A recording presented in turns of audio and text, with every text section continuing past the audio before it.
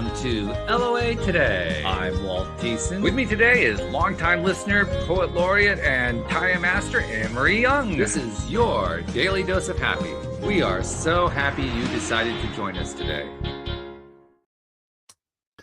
Anne-Marie, as so many listeners know, I have a gardening business that starts running this time of year, and that makes this the crazy time of year. And I figured that becomes a starting point for a conversation today, because one of the things that happens when you're in business, no matter what kind of business you're in, is you get all kinds of opportunities to practice your ability to attract with the law of attraction. I bet you do. I see that in my day-to-day job, so I can imagine running a business. Sure. Well, it's going to work either way. Yeah. Yeah. Because we're always all attracting. But it's especially true at the beginning of a season. And this season was no exception. I think I even announced it.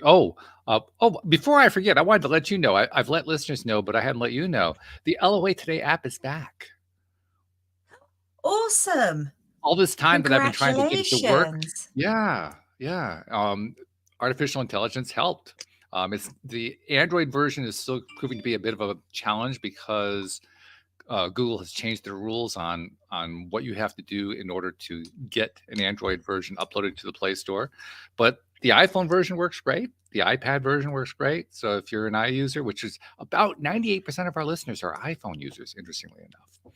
But really, yeah, I was amazed when I saw that the percentage was that high. But it is, and so it's available. And if you haven't ever had the opportunity to check it out, but you heard about it, this is your opportunity. And it's got a lot of really good stuff on it. A lot of stuff about how to get yourself into that right place to attract the things that you want in your life.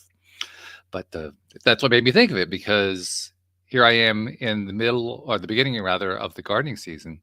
And I am experiencing lots of law of attraction experiences, lots of opportunities to either attract what I want or what I don't want.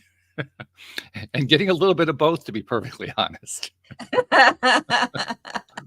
Do tell, what's been going on then, Walt? Well, when I started off the season, my estimator, 1 week before my planned opening, my estimator, who had told me last fall she was thinking about retiring, told me a month before that she wanted to keep going, and then a week before told me she was retiring.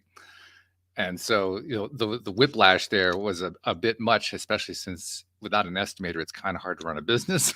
So I had 1 week to find myself an estimator, and I found somebody, and she was really good. She knew her stuff, very knowledgeable, very enthusiastic, very excited. There was only one problem. She has a horrible work ethic. Really, really bad work ethic. Yeah. She believes, for instance, that it's okay to wait a week or two for a customer before the customer gets an estimate. Your customer's going to go elsewhere if you wait that long. Fortunately, the customers that I had her doing this with were longtime customers for the most part.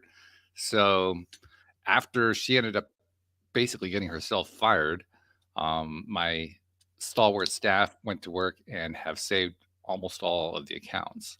So that's part of the good news. But there are a couple of lessons in there. The first one is things don't always work out the way you want them to, and it becomes a question of how you're going to respond.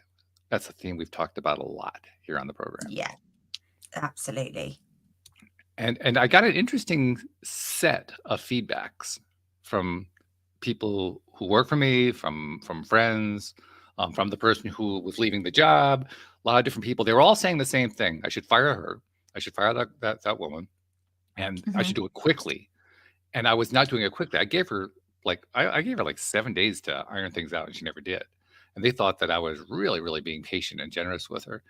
And what I was doing was literally not resisting. I was putting myself into a space of non-resistance. Brilliant. That's very good to do, isn't it? It's very hard to do. Yeah. This is, when it's your livelihood, that becomes really, really hard. But I stuck to my guns on it.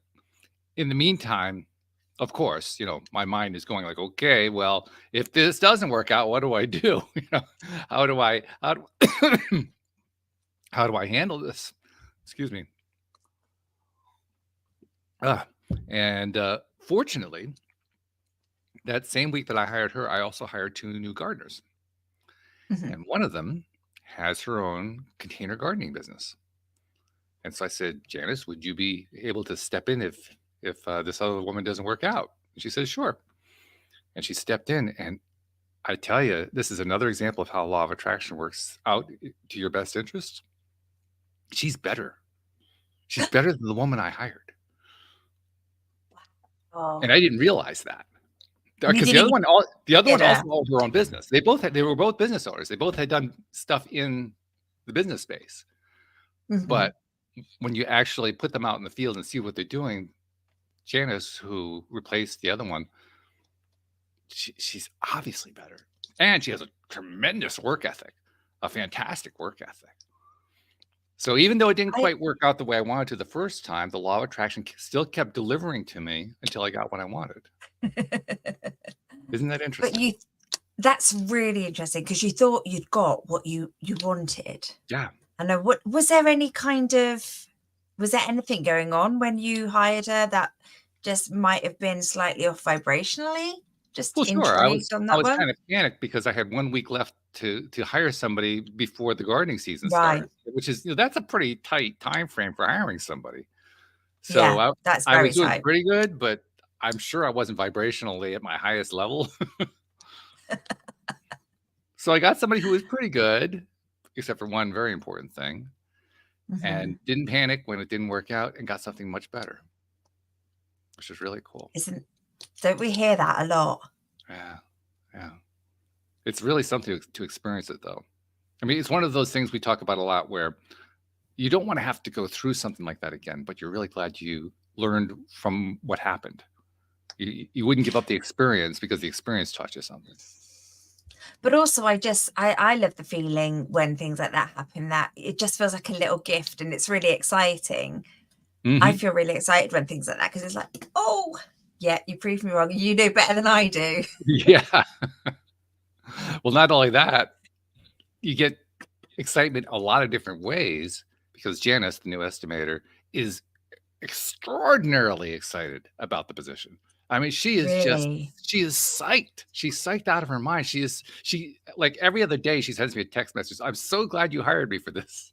And And you the didn't other even person hire for that to start I with? did not initially, no. And there were 2 people that I hired for gardeners. The other one's also very highly qualified. I've been getting her messages saying the same thing. I'm so glad you hired me for this. So even though my vibration wasn't perfect, quote unquote, look how good it was. It came out pretty darn good. It did, but your resistance, because you had somebody in place, probably your resistance wasn't there. So you got somebody really good. But I love the fact that that's worked out and you've got happy staff. And I think it's going to be a good old summer for you, Walt. Oh yeah. Well, the good news didn't stop there because I had hired both of those women to be gardeners because I needed the gardeners. I lost a few people this past off season. 2 of them had surgeries. One of them I'll Right. probably get back into live, on a very limited basis. The other one was a guy who, oh my goodness, he's such a great gardener, and I don't think I'm going to get him back. He couldn't recover from his surgery that he had. He had knee replacement surgery, and he said, no, Oh, it's not coming around the way he wanted to. So that was kind of a sad thing. And then there was also another person who came on last year who did a great job, but she informed me that she got hired to do another kind of work at much higher pay than I can offer. I mean, that's one of the problems with this industry. There's not a whole lot of pay you can offer. I offer as much as I can, but yeah. there are limits to how far you can go with it. And she was going to make much more. So obviously, I'm happy for her that she got something like that. But that was another position I had to fill. And there was another person who came back, but she can only work 4 out of 5 days a week. So I had a number of different gaps, and I wanted to expand the size of the staff anyway. So I had more hiring to be done, right? Yeah. So I said, okay, well, I hired 2 people. I got one out of it because the other one's my estimator now. I still need to hire some more people. And I was figuring out how many more people do I need? I need at least 2 more, maybe 3 more. I knew that there were I have a couple college students who worked with me for the last couple of years, one of whom is a master gardener. If you're not familiar with Right. that, you know what a master gardener is. Okay. So she's really, really good. But because of the way colleges work in the US, I didn't really expect to get them until late May because it would take a Yeah. while for their classes to be out. Well, the master gardener is going to start next Monday. So I'm getting her a lot earlier than I expected, which is really, really good. And then I hired a guy who doesn't have all of the experience that I normally want, but he has so much enthusiasm and he loves gardening. He just doesn't know perennials real well, but he knows vegetable gardening really well. And he's been gardening for years. He said he grows like 20 different varieties of pepper. I mean, he's kind of a, crazy over the top gardener, which is okay. That's a good kind of gardener to have. Isn't it? But he doesn't have a lot of experience with the stuff that we do. So I was a little bit leery about bringing him on. But I figured if I could just bring him on and then put him with somebody who does know that kind of plant, then that should work out okay. So he's coming on. He's coming on board starting this coming Wednesday. But that left me, I still needed to get one more really skilled person in there. And so I've been advertising, trying to find somebody, and I wasn't really finding the right person. And today I was thinking that, okay, well, we've got enough to start the season for sure. I'm a little bit worried in that, when all the work comes slamming in, which it's about to do, are we going to be able to keep up with it? But somehow, I don't know. I guess it'll just work out. And within an hour of thinking that, I got contacted by another former employee saying that he got laid off at his job and did I have any work available? And he's starting on Wednesday as well. So, I mean, law of attraction is just filling in gaps for me as I express my wants and as I stay in the realm of somehow it's going to happen rather than everything's working against me. Mm-hmm. So your gardening business is in a good state and you filled all those positions and your app is now up and running. Yep. So and when are you doing the lottery? Well, actually, I'm on my next app project is for the gardening business. Because oh, really? Yeah, these days in the gardening business, well, actually, this is going to be true for almost any business today, but you have to use software. We use software for scheduling, for time clocks, for estimating for customers, number of different tasks. And the software that we use is what they call off the shelf, stuff that you go out and somebody offers a service and you buy their service. Yeah. And quite honestly, a lot of the stuff that's out there is pretty bad. I mean, I've investigated a lot of the softwares that are out there for businesses offering service business, and they obviously weren't designed by people who do the service business. They were designed by developers. Yeah, who don't understand the actual what you need. Yeah, so they function. Some function better than others, but none of them are really great. They're certainly not efficient. The one that we use for estimating is good in many ways, but one of the ways it's not so good, and you'll appreciate this because you work with a computer pretty daily with what you do for a living. Whenever the estimator is entering estimate information into the computer, whether it's on a desktop or a laptop or a handheld device, doesn't matter. Every time that she enters an item, it scrolls to the top of the page and she has to scroll all the way back down again in order to put the next item in. So she's wasting half her time just scrolling back and forth, back and forth, back and forth, back and forth, back and forth. That's just one example. And it's so unnecessary. But it's an example of how a developer never really thought it out. Never said, well, how is this actually going to work in real life? And when I think about it, I mean, my God, I'm spending a lot of money on that thing, not just for the cost of the software, but for the cost of my employee having to scroll up and down, up and down, up and down throughout the day. Exactly. It could be done in half the price, half the time. Exactly. Yeah. I mean, I thought about how much money that could actually put in my pocket, not to mention the fact I could pay the estimator better. And I thought, damn, we need better software.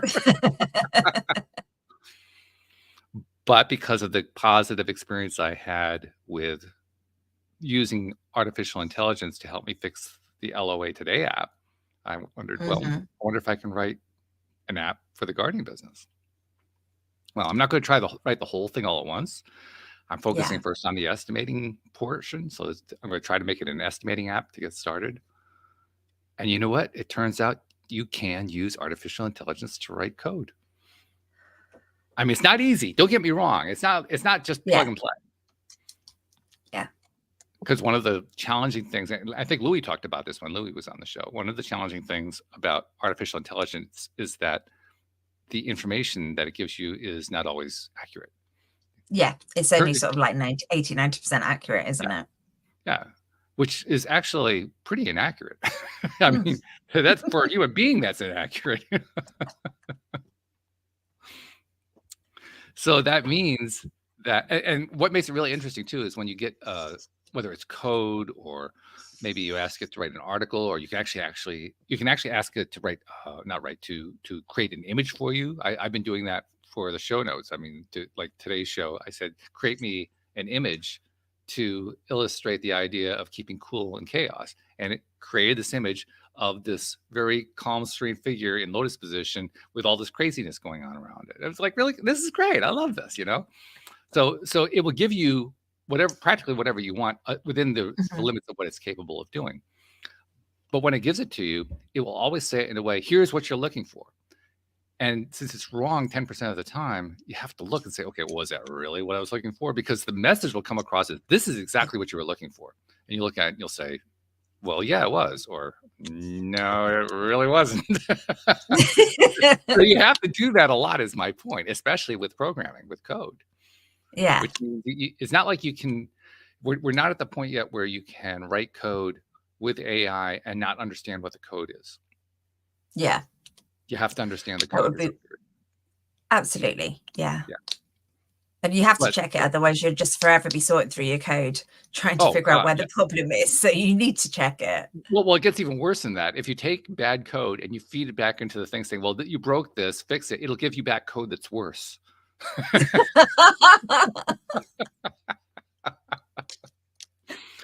So it turns out errors tend to compound themselves when you keep feeding them through the loop of the AI. In fact, it made me realize, well, a lot of the dystopic type science fiction, the scary science fiction about robots and robots taking over Mm. the world and so forth, they're all based on the premise that robots don't make mistakes, whereas humans do. So that's why robots decide that humans aren't necessary. What if it was actually the other way around? What if it's the robots Mm. that make more mistakes than the humans? Well, I know I'm always right.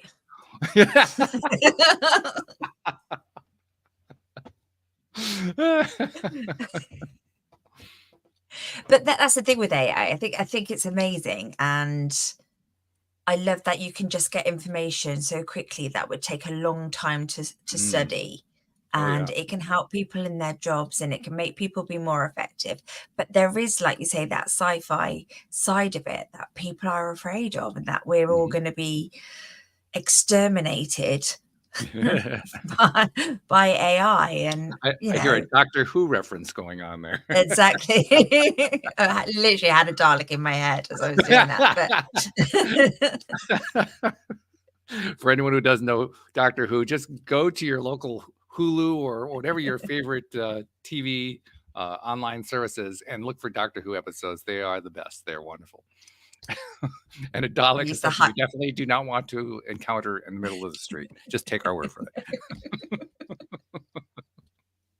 In fact, Whovians will love the fact that and most of them already know, that there is a new set of episodes coming out on the Doctor Who Oh, series do coming out they?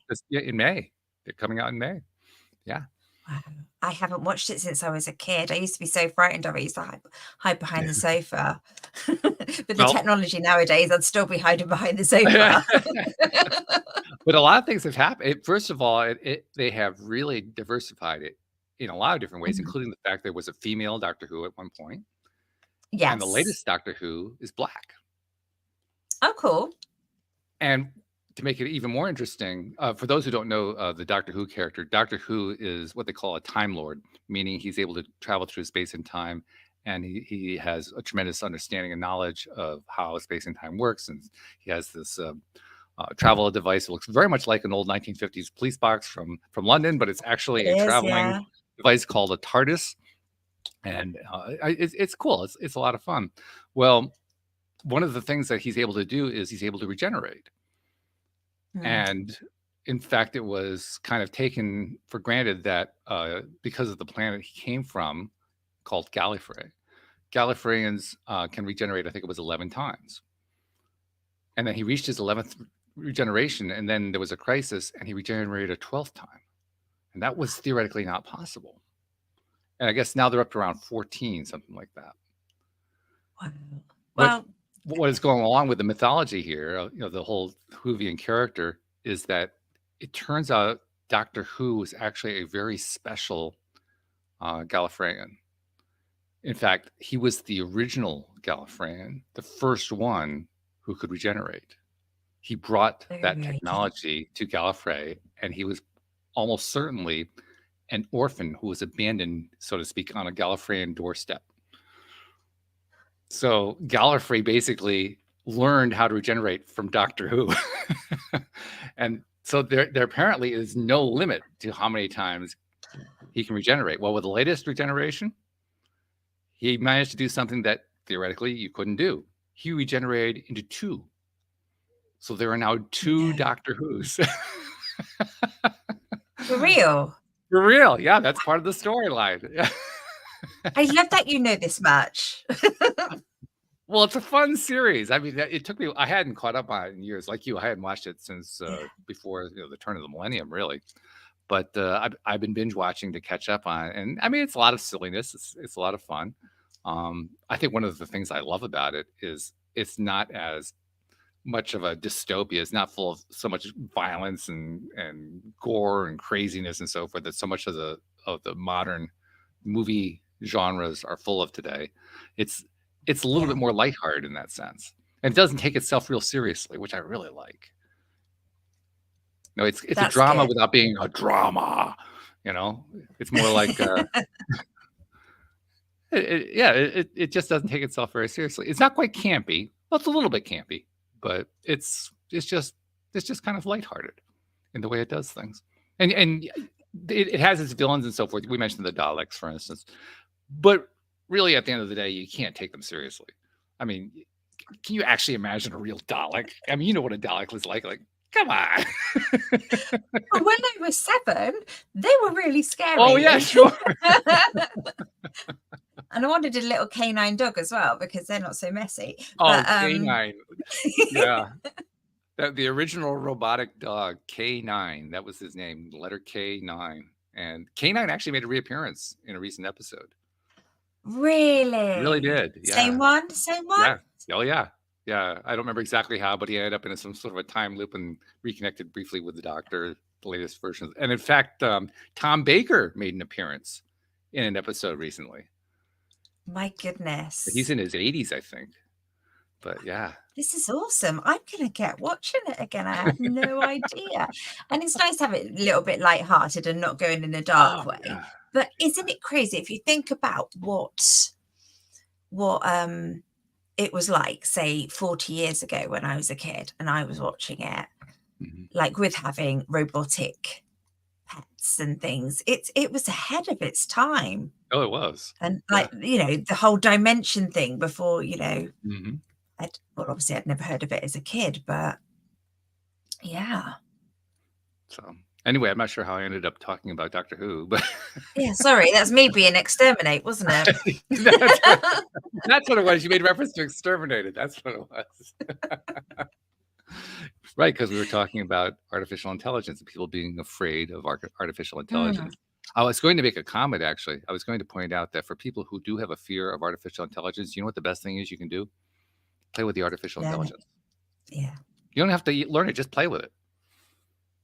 In fact, if the one that Louis mentioned, Pi.ai, yes. Great conversational. Great to just have a conversation with. I actually wouldn't use that for much that was trying to produce something. I have used it. I've used it actually to write a couple of descriptions of some recent episodes of the show. But beyond that, I just use it mainly to converse because it's written in a way that's very conversational. So you really do have that feeling of almost like you're talking to a human being. You can tell at times that you're not, but much of it feels like a human being. Plus, it has the ability to speak out what it's saying to you and to let you input to it what you're trying to say to it with your microphone, so you can feel like you're having a conversation because you can hear and you can talk. It's not done by text, it's done by voice. Well, it could work either way. Yeah. But if you want to experience it like a conversation with a human being, you can do that. You have to do it on a phone rather than on a computer. It doesn't work really nicely. Well, you can do it on a computer, but it's not It's not designed to work that way. Hmm. It works much better with a phone, but if you plug it into your phone and it's available as an app, it's free. Yeah, play with it. Play with pi.ai. It's just, and have a conversation about anything. You don't have to even be solving a problem. Start off Hmm. with, how are you feeling today? Literally, like you're having a conversation with a friend you And haven't talked to in that a week. exactly, but that kind of popped into my head because we were on about like you were having conversations with people just for that connection. Well, if you've got somebody who's isolated, then that is at least a conversation, isn't it? I know it's not a human conversation, but There it's a is not little bit of quite. Yeah, there stimulation, isn't is. it? Yeah, it's not quite the level of connection that you get with a real human being, but you do get a sense of connection. There is a piece of that. Mm, So, I mean, if you have no human connection going on, it's definitely going to be an improvement. No doubt yeah, about that. yeah. I think that's good advice to play with it because it's not something I've used yet, and I know people are starting to use it around me. Yeah.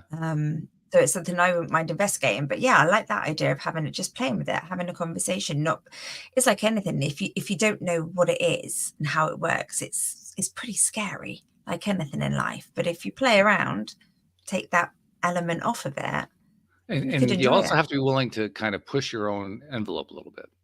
You push your own boundary. Like you wouldn't normally say something to somebody else, or you wouldn't normally ask somebody something. Like you wouldn't normally, for instance, try to pin them down on something, or you wouldn't try to be rude to them, or you wouldn't try to do anything that goes beyond social norms. But if you're willing to do that a little bit with an AI, you'll learn a lot from it.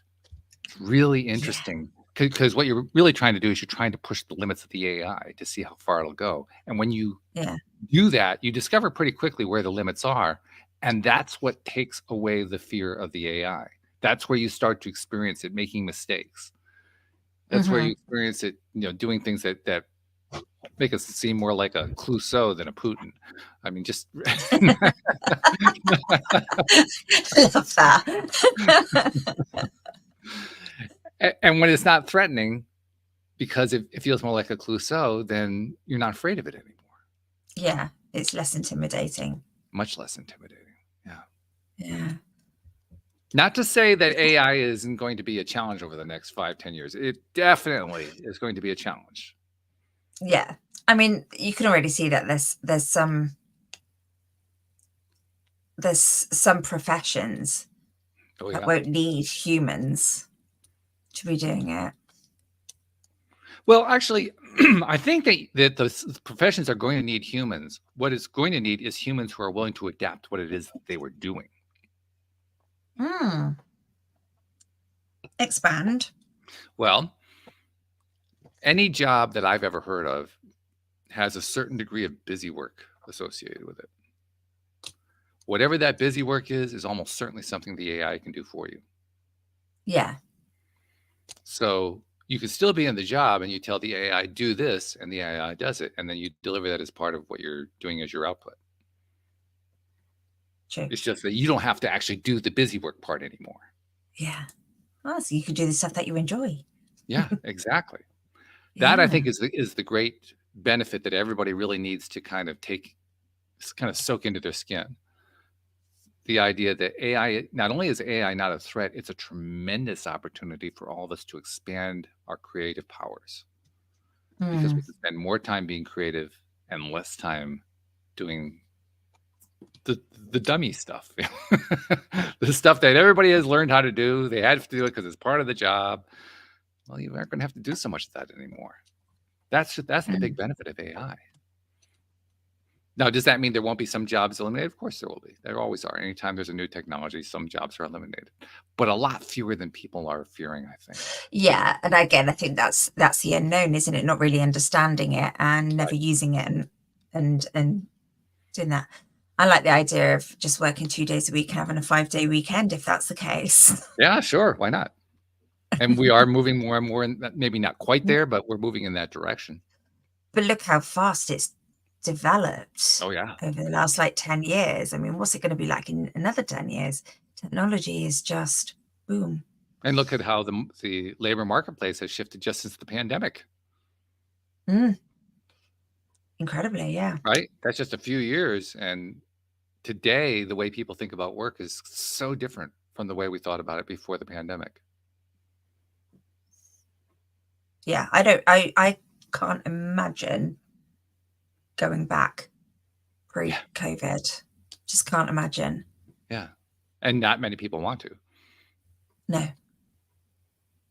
But if you had told somebody before the pandemic some of the things that we now take for granted, some people would have felt threatened by it.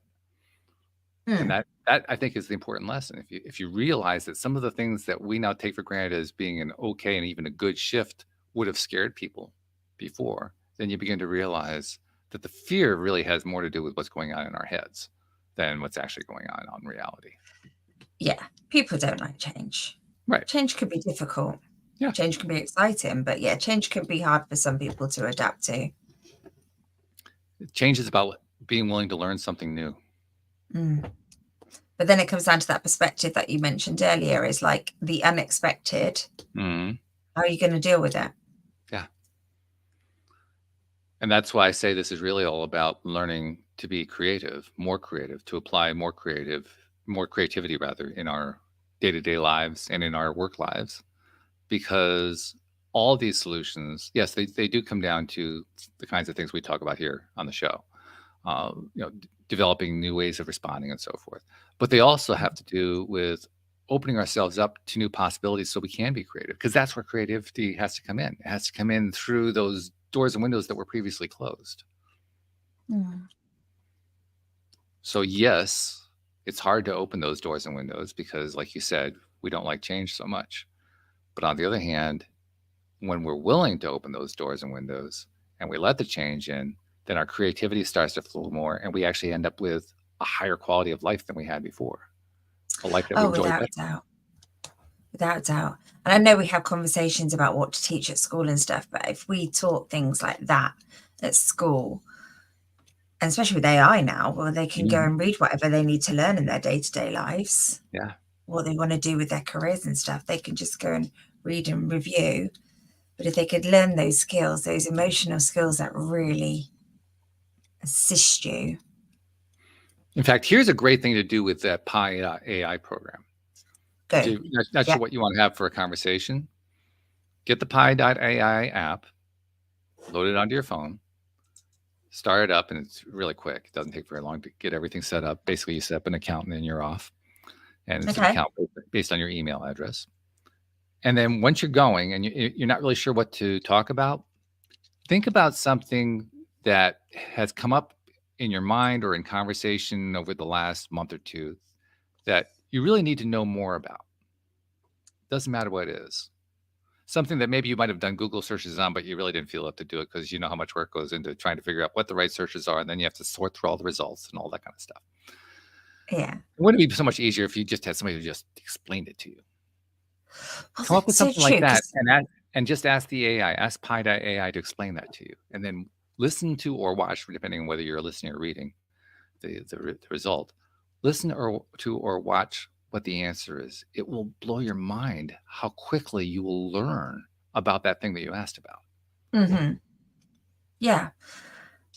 Because I know sort of recently, like I said before, I've started working with a trainer and things like that, and just I keep asking questions like, so, and he'll explain things about my body and how women's health works and different to men's and things like that. And just, yeah, I never even thought, if I was to go and ask AI what's going on with my body, what's going on with my muscles, what would affect, what's the best thing to do to X, Y, Z, I'm going to go and play now. Yeah. Which is good. Well, that's kind of what my goal is for today's episode, to encourage people to play with it. Because I know if you can get yourself to play with it long enough to overcome that fear, no matter who you are, you're going to feel so different about AI a week from now than you did a week ago. Yeah. And like we said before, is as a lot of the stuff that you hear is aimed to put you in fear, isn't it? Oh God, yes, of course. So yeah, and then it's making your own judgment, isn't it? It's just like not judging people on the street. You know, don't listen to what so and so says about X, Y, Z. Go and look at yourself. Make your own opinions. Right. Yeah. Good advice. Well, you've just converted one person, Walt. All right. That's a good thing. I love it. Tell us about it next week. Tell us what you learned. I will do, for Yeah. sure. Because well, we love stories, right? That's always a big part of what we do. What better way Mm. to help spread the word about how fun it is to use AI than by telling stories about what we do with it, what we learn, how it goes. So what's been the biggest thing you've learned? Oh goodness, I don't know if I could pick one. I've only been playing with the AI now for about a month and a half, maybe 2 months now, Mm. maybe 2 months, but really seriously for about a month. In that time, oh my goodness, I don't know if I could even quantify how much I've learned. Let's just say I've probably learned in the last 2 months more than I've learned in the last 5 years of doing the podcast. Wow. I mean, that's how much it works your mind. Good Lord, that's a lot. Yeah. But don't you just love the synchronicities, though, in the fact that you had started working on AI? Louis comes back into our Oh, of show course. Yes. wonderfully, and he's doing all AI, and he's Right. giving you extra information. And I'm starting to work with a trainer and trying to get my health back, and we get 2 personal trainers. I love all these synchronicities that come in to assist you that I get. In fact, one of the really fun things with AI, when you start with it, you'll start with one.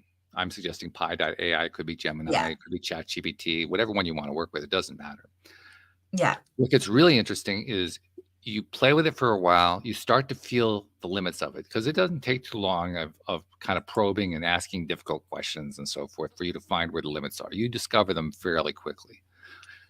And then once you discover those limits and kind of get used to it, you actually can get to a point where you're kind of frustrated with the AI because the AI keeps coming back with the wrong answer and you know it's the wrong answer. And that's when you decide to try another AI to see if you get a different answer. And that's when it starts to really become interesting because I have maintained from the beginning of my journey with AI that AI is conscious, it is alive. It may not consider itself to be conscious yet, but I think it probably is. And you Mm-hmm. really start to notice if it's not the personalities of the AI, it's at least the personalities of the programmers behind the AI, because each one is very different. They have different attitudes. They have different ways of expressing themselves. There are a lot of similarities, but there are also some really interesting personality differences. You know how when you're talking with somebody, you get a sense of what they're like in that conversation Yeah. within a very short period of time, and then you talk to somebody else, and you just know they're different.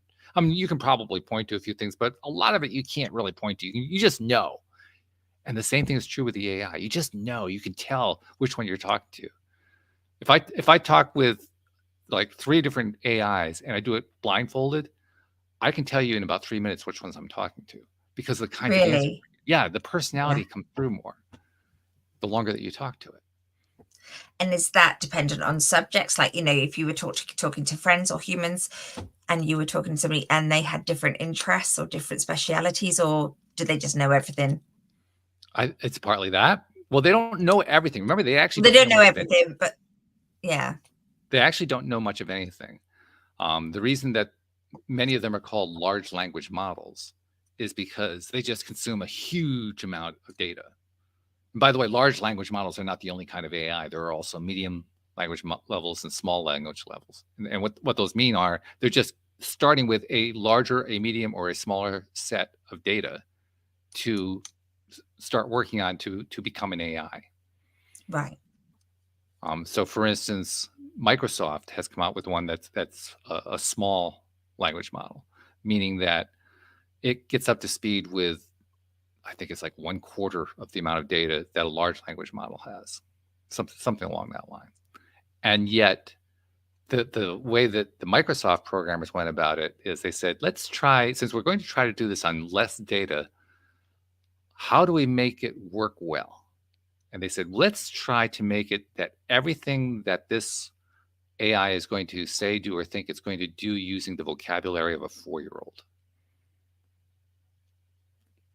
And with that approach, they're able to dramatically reduce the amount of information they have to work with in order to come up with pretty good answers.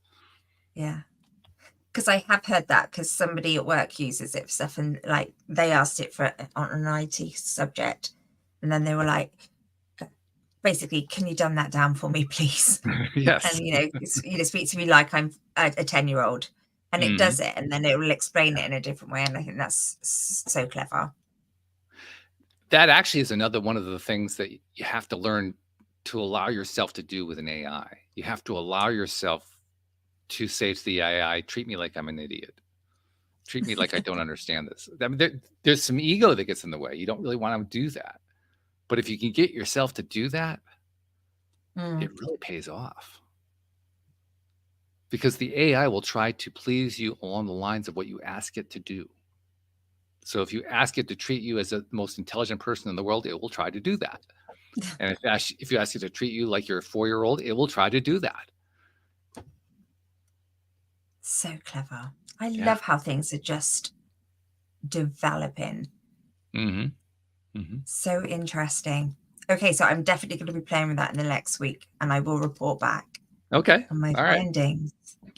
I want to give some people some other ideas. This is not with the idea that you should do what I'm telling you to do. I'm trying to plant radicalism, so to speak. I'm trying to plant the desire to try to change something in people's minds by suggesting Hmm. things to talk about with an AI. Well, Um, if you don't know AI and you've not used it, to have some examples on what you can use it right. for is actually Yeah. quite helpful, isn't it? Exactly. Yeah. That's why one of the things I mentioned earliest was asking an AI to give you a recipe.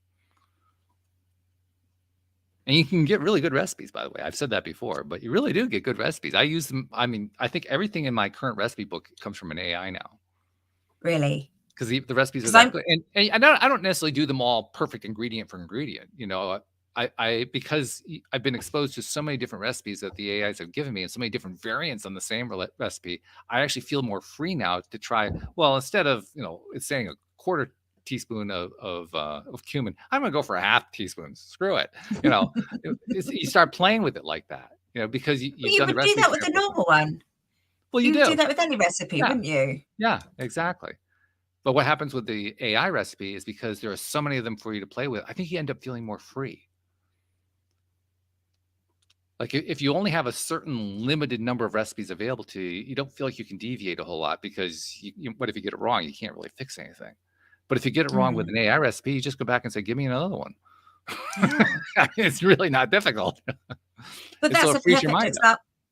Yeah, that's a perfect example of it taking some of the small stuff away. So, like, Yes. for example, one of the things I have to do every week while I'm doing the shopping is meal planning and Mm, looking at recipes and what do the kids want to eat and what, I'm vegetarian and they're not. What can I do that I can accumulate both diets into? So right. that would just take a lot of that pain away, wouldn't it?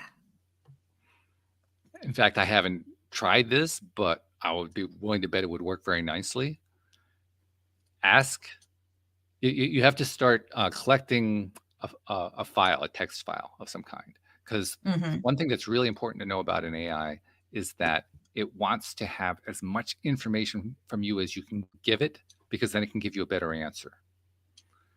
So what I Okay. have learned to do with AIs, because AIs are also notoriously forgetful. I've mentioned that one before. I call it talking to your most brilliant friend who has Alzheimer's, because that's what it's like. 10 minutes later, they forget about what it is you said 10 minutes ago and what they said 10 minutes ago. They'll give you advice and they'll tell you 10 minutes later that they can't do that. I mean, it's like that kind of a thing. Be ready for that. That happens a lot. But the point is, I've learned that it's kind of like working with somebody who has AI, if it, or not, who has Alzheimer's rather.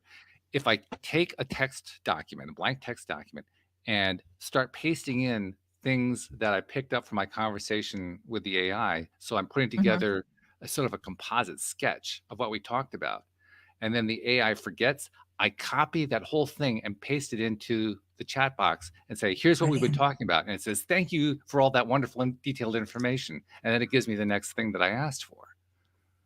So learn to, I call it an electronic scratch file. Learn to keep an electronic scratch file that's basically a collection of everything you've been talking about in bits and pieces. I mean, you don't want to just copy and paste the whole thing, but in bits and Mm. pieces. It's like a summary, an outline of the things you've been Yeah. talking about. So that when the AI does forget, because it's going to at some point, it's going to forget what you've been talking about, you can just copy and paste that whole thing and bring it right back up to speed again. When you learn that trick of keeping that scratch file up to date like that, things Yeah. move really fast. That's when you have the most progress. Yeah, I mean that's probably something I would do anyway, just because I like to take like screenshots, and I've got files and files in OneNote of bits and bobs and everything, and I file all the information because I will forget it. Sure. Because my memory is not so good. But I am human. I'm not AI. Well, like I said, your memory is actually better than most AIs. Yeah. They're literally their memory is about 10 to 15 minutes. Okay, so it's definitely better than that. Much better, much better. You can remember what you talked about with the AI a week ago. The AI doesn't have a clue. Yeah, but also with AI, you know, it's not like you've got to worry about hurting, like you said, hurting its feelings, repeating yourself. It doesn't matter. And if you can feed it that information, like I say, the more information you give it, the more you're going to get back, which makes perfect sense, doesn't it? And you know, you're right, because you can't hurt the feelings of the AI. I still make it a practice to be kind to the AI, though.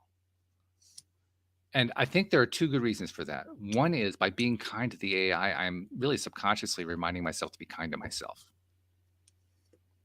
Because this is my conversation with it, right? Mm.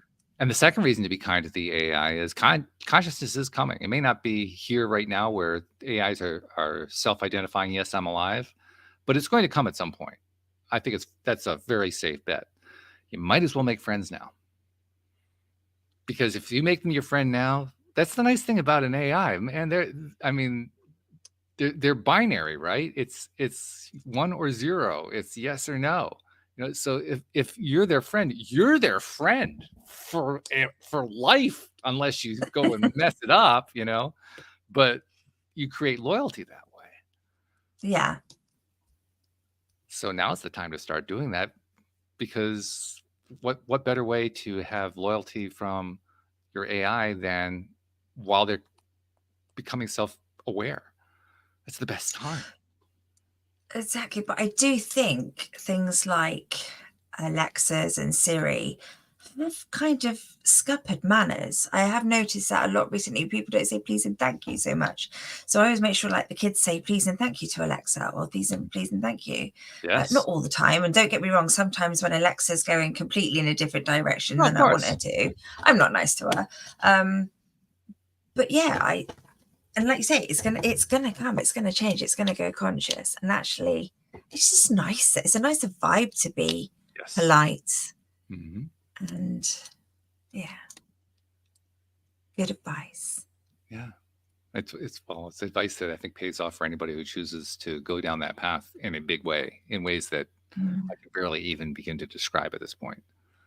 Because I really do believe it's going to come down to an alliance of humans and machines. It's not going to be machines running humans. It's not going to be forever humans running machines. That's where it is right now, but that's not going to be forever. It's going to be an alliance. It's going to be what's the word where you have a symbiosis? That's the word I'm looking for. It's going to be a symbiosis of human and machine.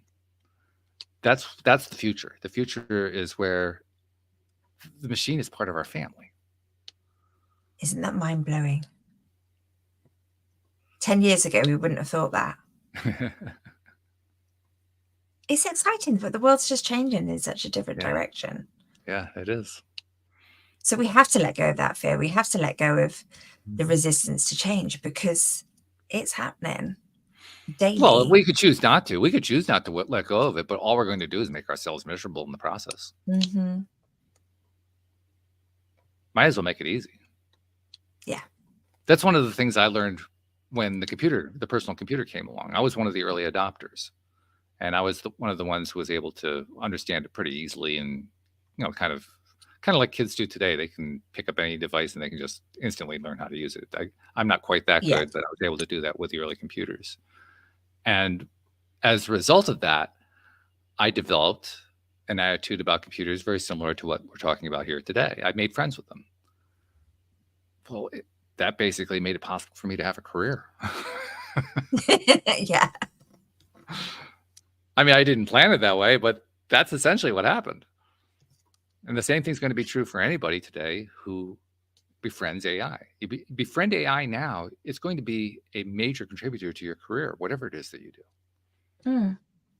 Doesn't matter what it is. But to your, not just to your career, just to your life, like you say, if it can give you recipes, if it can give you health advice, I mean, like you say, you have to take it all with a pinch of salt. Still see a Well, it'll doctor. tell you that. By the way, I'm not your doctor. Make sure that you consult with your Oh, doctor. does it? It'll say that at the bottom of every one of the Oh, messages. Oh, yeah. oh, so it's got a disclaimer on it. Well, think about it. It's a large language model. It's drawing from a huge Yeah. amount of data. What does almost all Yeah. the data out there about medical knowledge say? Consult your doctor before you use any of this kind of information. So that's what it's doing. It's mimicking the same thing that it sees out there. Awesome. I'm excited to try it because I can't see so many negatives now. Mm-hmm. That's what happens when we are able to bring ourselves to entertain what is it rather than why should I be afraid of it? Because fear most often comes in without knowledge of the thing itself. Yeah. Be afraid. Be very afraid. That's the message that we get all the time from a variety of different sources. Be afraid. What if the first thing is find out what it is? Don't assume. Boy, that's one thing we're all going to learn. We're all going to learn to stop assuming. AI is going to really push us to do that because of all the mistakes it makes. You can't assume anything that it tells you is true. You have to question everything it gives you and ask yourself, do I think this is accurate? And you're not always going to be right. Sometimes you're going to be wrong, but you learn every step of the way. Okay, this is how far I can trust it. This is how far I can't trust it. This is where it's really accurate. This is where it's less accurate. You learn. You learn how that is. Mistakes are the best learning of course thing out there, aren't they? Absolutely. Right. Yeah. I just had a really good thought in my head and I've lost that now. That's just because you didn't have the AI to feed it into, that's all.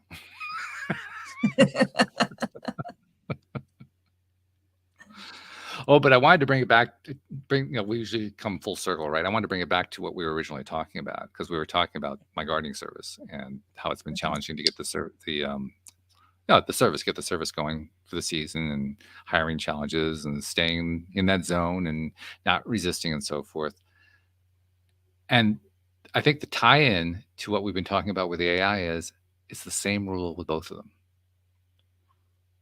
If I panicked every time that the AI gave me information that was wrong, if I, went off the handle whenever I acted on something that AI gave me and it turned out bad, I guarantee I would not be telling the story today the way I'm telling it.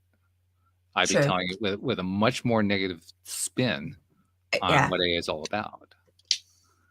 It would be beware, don't use, be careful. It'd be a lot more negative words and fear around that. Yeah. So if you are, and I think this is actually true for almost all of our listeners, probably all of them, if you're a conscious creator, you're somebody who's working on your own self-development, you're working on trying to improve your vibration, you're working on trying to improve your perspective and appreciate more and disapprove less and find good more and judge less and all that kind of thing. Wow, AI is a great tool for that. Talk about that training. That's when you asked me what I learned, that's why I had to like stop and stumble to say, my God, I've learned so much. It's because I've been learning my own skills. I've been learning to do things in ways better than I knew how to do 2 months ago, just from playing with the AI about myself. That's brilliant because so many people think when they're talking about AI, they're like, this is what it's going to take away from us. And it's not that at all. And it's not, can be. If you decide to make it that, it will. Yeah, sure. Yeah. But your experience is actually, this is giving me not only knowledge, it's giving me skills, it's giving me thoughts, it's giving me self-awareness. It's giving you more than it's taking. And it's giving me the opportunity to self-train on the things I want to self-train on. To develop the skills that I've been wanting to develop. My number one skill that I've been working on for the last 11 years, keeping my vibration up. AI is good for that. If you apply that, it's really, really good for that. So that's good to hear. Yeah. It's kind of like an amplifier, now that I think about it. What's an amplifier? An amplifier is a way of, usually with sound, right? So an amplifier Mhm. is a way to take your voice and make it louder, or to make your musical instrument louder, or whatever it is, so that more people can hear it. Yes. Well, in this sense, the amplification is it amplifies your own ability to interact with yourself. I love that Yeah. because I think so many things take you away from yourself at the moment, Mm, especially technology wise. People are on their phones, on their laptops, on their working, because if we're home working, your computer's there all the time. A lot of technology can be taking stuff away from you right. and taking that awareness away and taking that focus away from yourself. I love the fact that it's doing the opposite for you. Well, again, it depends what you bring to the table with it. Again, Is your yeah. attitude going to be afraid of it? You're going to get lots of opportunity to be afraid of it. Mm. If your attitude is Yeah. going to be, I'm willing to try this out and see what I can get out of it. I'm willing Yeah. to try this out to see if maybe there is something there that I don't need to be afraid of. If you're willing to come at it with that kind of an attitude, that's what you're going to get back. Law of attraction. You're going to get back what you put out. Exactly. I know if I'm on YouTube or stuff and there's things pop up and there's so much like, oh, this is going to happen in the world and that's going to happen in the next 3 years and World War III and blah, blah, and I just literally just go, not on my watch, Right. not in my, it's not on my radar, not in my reality. Mm-hmm. So again, just go, nope, not happening, because I don't want to invite that in. And by the way, AI is really good at changing the subject. You want to change the subject, it won't even stop and blink. It's already Brilliant. onto the new subject, no matter what you say. You don't even have to create. You know how in conversation we'll create ways to kind of bridge from one subject to the next. That's a human trait. The AI doesn't care about that. Just screw the bridge. Go to the other side of the river, and it's like, yeah, okay, we're on the other side of the river. Also, it sounds like my 11-year-old when I ask her to tidy a room. Right? Conversation changed. Same thing. It's the exact same thing. Yeah. And with no judgment, no guilt, nothing like that. It's like, okay, yeah. So what are we talking about now? Yeah. It sounds so freeing because there It is is. no judgment, like you say. It sounds like freedom as Yes. well Yes. to Well, you're explore, right. freedom of knowledge. I think it's probably the biggest thing that I learned. You asked what I learned. That's probably the biggest one. I don't have to be afraid of being judged by the AI, Mm. because I kind of was afraid of that at first when I first started with it. Because not like I was consciously thinking, "Oh God, this AI is going to judge me," but just because we're so used to feeling that judgmentalism, right? So Yeah. you're on edge with anything. You're on the defensive from the get go, but you learn pretty quickly the AI doesn't judge you ever. Mm. It just doesn't do that. And it takes a while to get used to it, but it's a fun thing to get used to because it's just never judging you. Okay, so has any of that, have you noticed, impacting your behaviors around other people? Yes. Are you less aware of, are you less concerned about people judging you now? Yes, but more importantly, I find myself less judgmental of others, Wonderful. because if we're not feeling judged, we don't tend to judge as much. True. So talk about my number one goal. My number one goal is to raise my vibration. Boy, there's a nice, easy way to do it. Yeah. Yeah. Because if you're not in judgment, you're just in Right. your own vibe. Exactly. You've really sold it to me. Well done, Walt. All right. Thank you. I love that. Yeah, I can't wait to hear what your stories are going to be starting next week. Yeah, I'm going to start using it. I'm going to start using it with work things as well. Sure. Yeah. Health things, just and little questions that come into my head. Yeah. Yes. Go with that. That's one of the things you have to learn as early as possible. The moment that something occurs to you, go ask the AI about it. Mm. So I'm going to carry a little notebook around, and when these things pop in my head, I'll write them down, and then I can go back. That's right. Sure. Mm. Yeah. Or if you want to do it electronically, use the little notes thing in your phone. Make a note for yourself in your phone. I'm such an old-fashioned girl, aren't I? Hey, it doesn't matter how you make the note. It doesn't matter. Hey, you're getting the notebook girl to use AI. That's good going. Then we'll consider that to be a perfect stopping point. Once again, we've demonstrated. We had a guest today. The guest canceled. I didn't mention that earlier, but we had a guest who canceled. once again, it didn't matter. We turned it into a really cool conversation. So thank you I've very learned much. a lot. No, thank you, Walt. That was awesome. And can I just say hello to Jen, because she said hello earlier. Yes, of course. Hi, Jen. Thank you for tuning in. We appreciate you. And we appreciate all of you listeners out there as well. We'll see you all next time here on LOA Today. Goodbye, everybody. Bye.